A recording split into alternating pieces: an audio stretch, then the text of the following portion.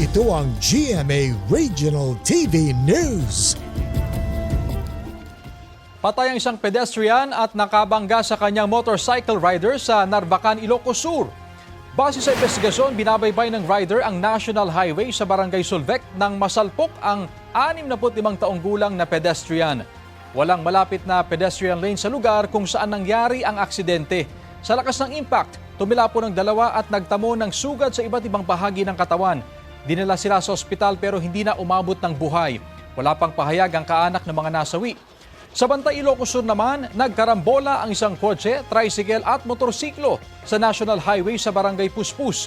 Ayon sa investigasyon, papalabas sa National Highway ang tricycle nang masalpok ito ng paparating na kotse. Nadamay ang motorsiklo na kasunod ng kotse. Sugatan ang rider ng motorsiklo at tricycle driver. Ligtas naman ang driver ng kotse. Wala pang pahayag ang mga sangkot sa insidente.